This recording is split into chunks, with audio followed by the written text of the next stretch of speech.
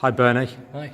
I've just by chance stumbled upon you and this building. Firstly, loitering outside trying the handles of door handles of cars, weren't you? Oh, shh, don't tell everyone.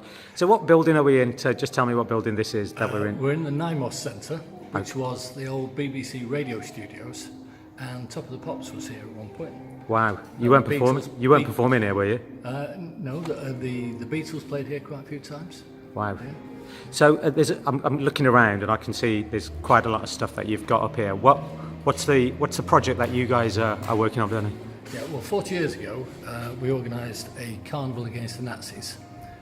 We had 15,000 people marching from Strangeways Jail to Alexander Park in Moss Side, joining 25,000 other people in the park, and we had 40,000 people in the park listening to the Buzzcocks, Birmingham's best band, apart from Roy Wood and Wizard, Steel Pulse, and a couple of reggae bands, China Street and Exodus from Moss Side.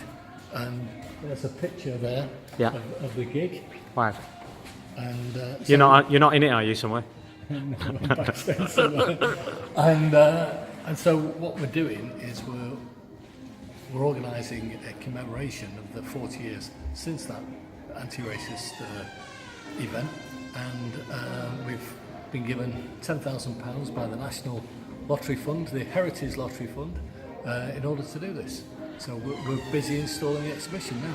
So and it'll be in this place. And from what period does it run from? The opening night is the 3rd of September, and it runs for 3 weeks. Okay. And in terms of your main goals, obviously this is creating an awareness for something that happened 40 years ago. Do you think a lot's changed? In terms of use of racist language, yes. In terms of job opportunities for black people, no. Mm-hmm. And we've got the threat of the Tommy Robinsons of the world, which, when you marry Tommy Robinson with his fantastic use of Twitter and social media, YouTube, along with the funds of the alt-right in America, that can be quite a frightening prospect. How do you think then we as communities can change perceptions so we're more accepting of one another, people of different backgrounds, people from different communities?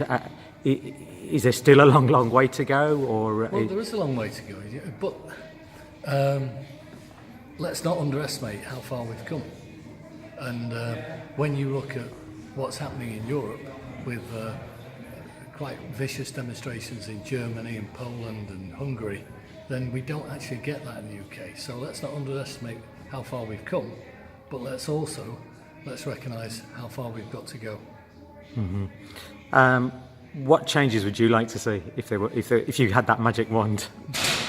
The first thing I'd like to see is to enable better job opportunities and career opportunities for people of colour, because that's the first step, the economic step, in getting people equal. We can have all the cultural things we want, but unless people are equal on a financial setting, then that equality is never going to happen. Wow. And in terms of the exhibition itself, what are you just showing what you've documented over the last 40 years, or is this going back 40 years? Yeah. No, this exhibition is basically about the event, the march and the gig.